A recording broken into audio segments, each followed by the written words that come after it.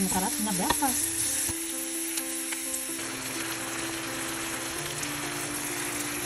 Tapos ito yung spoon pot. Ito yung asin. Squid. Kalamay.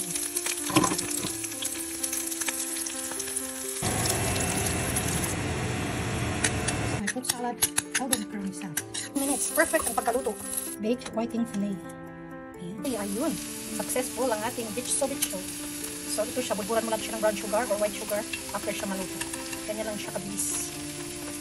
Ito kasi ang unang bitso na alam ko. Kasi dati sa amin madami nagtitinda ng ganito. Lalo na yung mga maraming tanim na kasawa. So most of the time, ang bitso sa amin sa Cebu ay gawa sa kasawa. So ito na nga yun. Bitso ni Mrs. G. Cebuano version. Cebu version. Hey.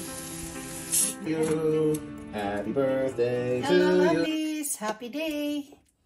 Welcome back to my kusina. Magluto naman tayo today ng green crab. Ito pala yung nahuli namin last Saturday. So itong mukha ng green crab. Para siyang kasag. Kasag sa amin sa Cebu. Maliliit siya. This is called the green crab. Ayan ang kanyang mukha. Kakaibang kanyang mukha, pero nakakain siya. Ayan. Para din siyang kasag sa atin. Yung alimasag kasi yun ang mga malalaki. Ito siya, wala to siyang size na pinipili. All sizes are legal. So we have 8 pieces. Ayan. Na-brush ko na to isa-isa. Tingnan nyo, malinis ang kanyang galamay. So atin lang siyang kuluan. Okay, let's go. Yan, hello lovelies. Sa ito tayo magluto. So atin lang siyang isaladsan sa kaldero. Ayan. So meron tayong 8.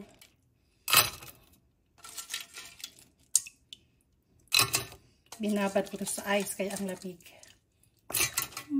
Para di masira. So may dalawa siyang kulay. Green at saka orange. Ito yung green. Tapos ito yung isa orange. Iba kakaibang kanyang mukha. Okay. So, simple na na kaayo. Ayan, ahos or bawang. Asin. And then chili flakes. At saka paminta. Tapos lagyan na natin ng tubig. Pakuluan hanggang maluto.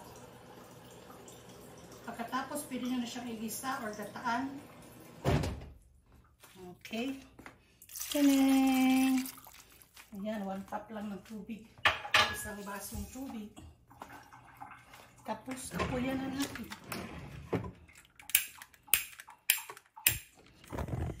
Turon natin ang fan. Kasi mabaho.